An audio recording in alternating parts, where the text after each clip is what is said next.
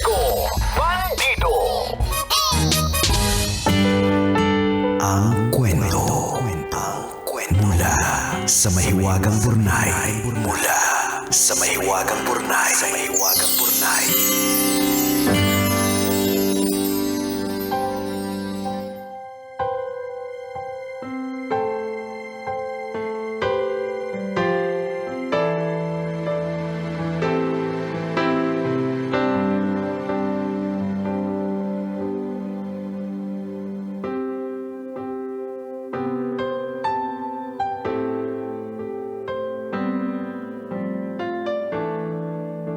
Zero % loading. Teka, Sarado pa yung burnay. sarado pa yung burnay. Ayaw niya pang bumukas eh. O, ito na. Dear kumikinang na tambalang Nicole Yala at Diego Bandido. Ako po si Marie, 35 years old, at isa sa maraming long-time listeners ninyo. Libangan ko po ang pakikinig sa inyo na parang sandalan na rin kapag mabigat ang pinagdaraanan.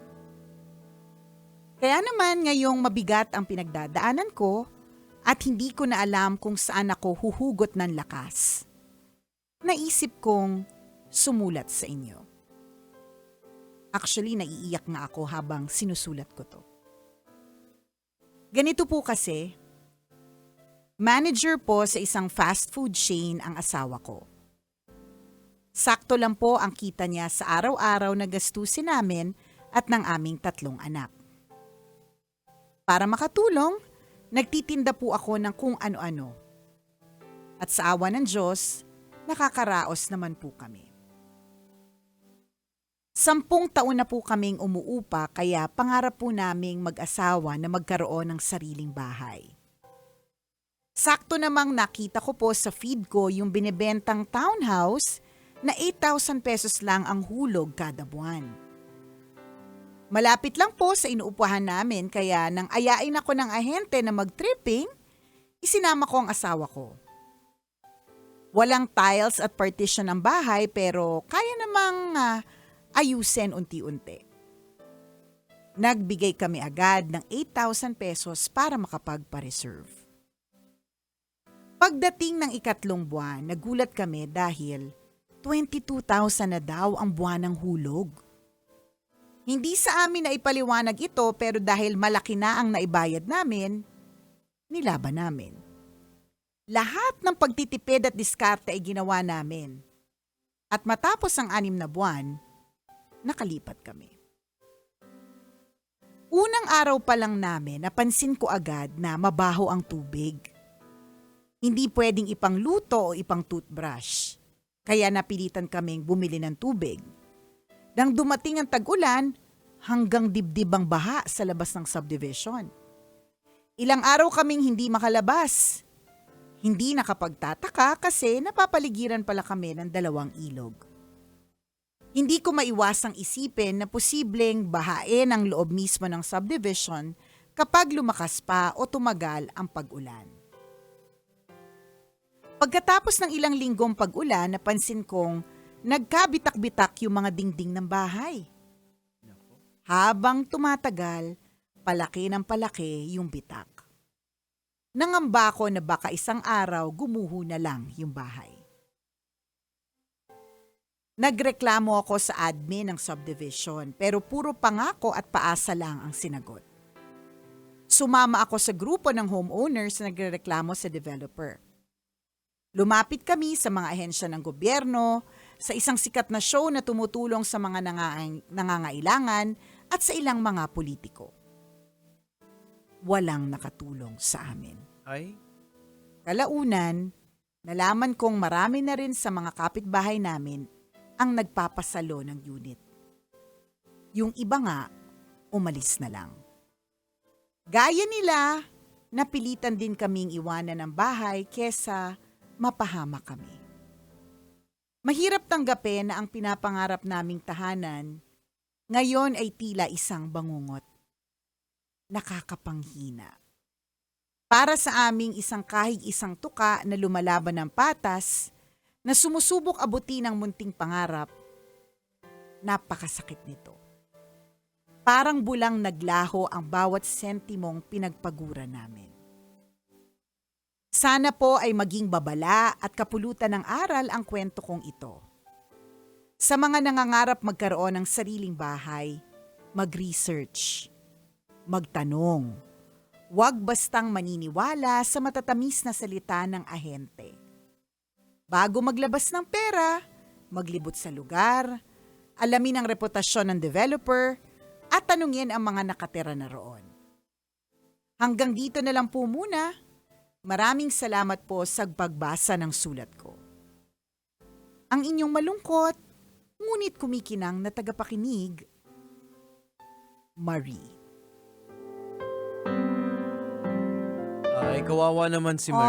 Oh, we feel you, Marie. We know how you feel, Marie, as a person na laging nasa scam. Oo. So, Ramdam namin. ramdam namin yan. Tanungin mo ako, Diego Bandido. Nicole Liana, kailan ka nahuli na scam? Mukhang matagal na yun. Charis, hindi naman kahapon. Mga last year. Mga last year. At nang scam sa amin kaibigan. Oh, diba? So, talaga masakit at malungkot. Mhm. Pero ang kailangan lang nating tandaan, which is kita naman sa iyo, Marino, Aha.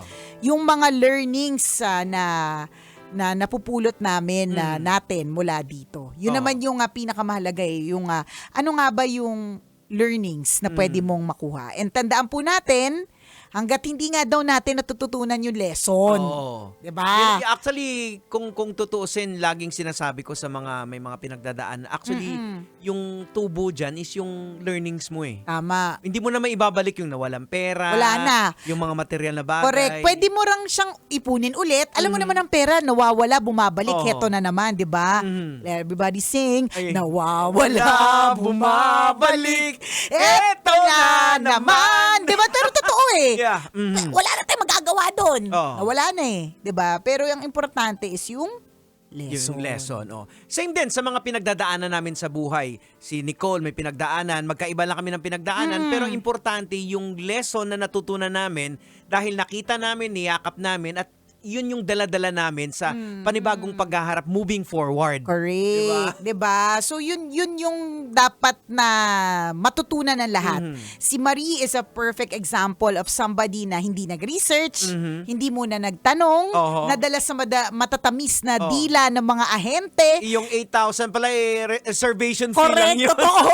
Ang Totoo monthly yan. talaga 22. 22,000. 'Di ba? Yung mga ganyan ba? Hindi kasi lagi ko tong mantra. Kahit lagi ako nasa scam. If it's too good to be true, it's not true. Ayan. 'Di ba? So for example, 8,000 Oh. townhouse. Kahit nasabihin natin wala masyadong partition, I don't think may ganyan pa ngayon. Wala. Wala na, Oo. 'di ba? So, yung mga ganyan magtatanong ka din. Tama ka, yung mga natutunan mo, Marie. Tatanong ka sa mga tao doon. Oo nga no, may ilog dito, nagbabahabad sa area. Ayan. Lagi nating tatandaan 'yun. Wala na tayong magagawa, Marie. Lessons to be learned for you. At ang sabi nga ni Marie, this is a lesson for everyone else. Ano kasi yan pag may gustong-gustong bagay tayo na parang clouded tayo sa wants natin True. Parang naalala ko lang yung dati yung nakwento ko na sabi ko, gandang pantalon kasi medyo may brand. Uy, ano lang, 300 lang. So, Pero ko, alam mo branded, 'di ba? so, nung binayaran ko, yung presyo na 300 sa belt pala. Yung pantalon Sir, magkano? Sir, 1,000 po. Wag na lang sige. po. Ako, Jegs, alam mo minsan, sa pahiyaan, lalo pag nakikilala ko, Tinutuloy ko na lang. Dati, merong sa akin imbita sa mga ganyan-ganyan. Hindi ko rin talaga maintindihan. Sa sobrang kahihiyan lang din siguro, hindi naman ako nagtanong, basta medyo malaki din yun. Tapos basta ang naiuwi ko maraming juice. Pero nabawasan ako ng 50,000. Ay, alam ko na. Sa inipon ko, Alam ko di ba? na yun. Minsan kasi nahihiya tayo. Huwag mahihiyang magtanong!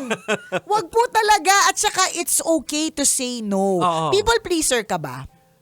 Hindi masyado, no? Hindi masyado. Though may time, Oo. pero natuto na rin din ako dahil nga sa asawa ko pinagsasabihan Correct, ako. correct. Ako people pleaser din ako eh. Lalo na noon. Pero meron din nga akong asawang taga-tapik, taga-galit, yan, Ayan ka na taga-sabi, ayan ka na naman, eto na naman. Kaya medyo kahit papano nagagawa ko yung saying no. At saka mas maganda talaga pag may asawa. Pag may asawa kasi dati kasi nung dalaga ako, Oo. parang medyo all out kasi wala Oo. akong maituro na asawa eh. Yan, totoo. Ngayon kasi may asawa na, ay teka lang, tatanungin ko muna kay Ren ha. Totoo, ganun din sa akin. Ano ba? Diba? May mangungutang. Hindi ko alam, tanungin mo Oo, correct. kay Let. Correct. Dapat nga gagawa kami ng ganyang content ng asawa ko na pag sinabi kong itatanungin ko muna sa asawa ko, ibig sabihin nun, ayoko talaga. Oo. 'Di ba? Ayaw gawin ng asawa ko kasi baka issue na naman. Alam mo mga tao, 'di ba? Daming basher. Pero totoo, yun yung maganda na kapag ka meron kang pwedeng ipagturo, hindi ka basta-bastang mag-yes kasi Oo. tatanungin ko muna sa ganyan. And it's okay. Ngayon, kung may sabihin silang hindi maganda tungkol sa'yo, it's not on you, it's them. It Oo. speaks of their character, not you. Tama. 'Di ba? Karakter nila yun na porke hindi pinautang, na porke hindi nagbigay, masama na agad ang ugali. Ayan. Hindi kanya obligasyon, uy. At tandaan natin, we can please everybody. Hindi talaga. Oo, hindi. Totoo yan. Na inulit-ulit ko yan sa sarili ko kapag halimbawa meron ako na ipopost tapos hindi lahat nag-agree sa opinion ko.